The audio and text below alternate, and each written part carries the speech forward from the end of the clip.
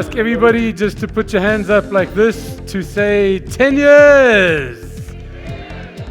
Bringing women into the formal economy, making them grow within our companies up to leadership roles. It's not charity.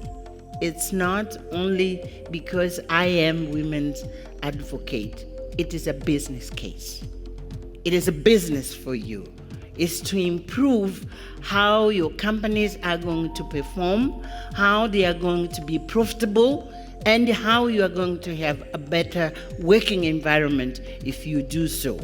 So it is particularly in the interest of companies first. It is in the interest of our nations. But of course, at the end, then of course it meets my particular interest, which is women's rights. The big elephant in the room that we're uncomfortable speaking about is that we have a very, very expensive government. We hire 1.2 million civil servants. We pay, those of us who work, extremely high taxes. When do we begin to talk about the capable state? That's the language of the National Development Plan. And when do we begin to talk about the efficiency of the state? We need to move from the hand-me-down approach, but to a collaborative one. Because there is power in government, there is power in the private sector, but there is a lot of power in the society too. And if we did that with a laser-sharp focus, then we can solve the problems that we have. At the moment, we are very fragmented, and it's about a brand, it's about a department, it's about this organization. But when is it going to be about South Africa? Collectively, all the CSI spend is a fraction of what government is spending, and with all the needs in the country, it's imperative that we collaborate. People in a shame-based society don't have what they call a re-entry into the entrepreneurial fray. South Africa has just over 1 times re-entry back after failure. So statistically, you would only fail one time in South Africa. You wouldn't come back. Whereas in America, you'd fail 3.5 times and still come back. And we have to change the way that society views failure, that it is your teacher.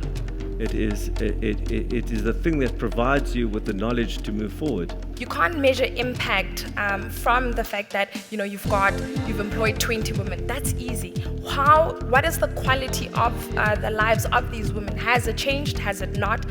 If you're looking at the skills development of these women, it's not just you've hired people, but you've got people that now when they came in, their CV looked a certain way. So for example, anyone that we've ever employed, we've asked for a CV. Yes, it's in a township. Yes, we're working from a factory space. But what we do say is you need to treat the blue collar environment as if it is a white collar environment, and that's the only way you will see a difference. Now, how then do we use technology to deal with some of the key engines of the economy so that they create more and more people who can get into jobs and have access to opportunity, so that we can lessen the group of the people who are falling outside the livelihood space? Picking up what Vianney said about how technology can spark new economic activity, I'm really interested, and it's just a bit of a theory at the moment, in how we can create local digital economies in that way, where even more basic digital access can be leveraged and used for entrepreneurs, for businesses, for day-to-day life. Today, we looked at the use of technology in enhancing our education and learning, and one of the humbling lessons that we've learned is that technology is not a silver bullet. I've been working here in the stall helping people to download to the app. We are very grateful because we've also had a chance of meeting people from different business organizations and from the NPOs. How do I measure the outcomes of your programs? Because I have to account for the money that I would have given you. I have to account in terms of concrete deliverables. So I want you to be able to articulate those deliverables, those measurements very succinctly. There should be no doubt. In the US, we've seen a move to the term kind of social impact. And here we've seen a number of companies pick up the term shared value. But increasingly, you're going to see the responsibility for implementing these programs sitting within the operations of the business, and maybe some coordinating role around reporting and strategy development. But I think it's going to become much more closely aligned to the business, and the terminology and the profession in that way is going to change. I've been to probably 150 conferences, and to me this is one of the most remarkable ones I've ever seen. Thank you very much.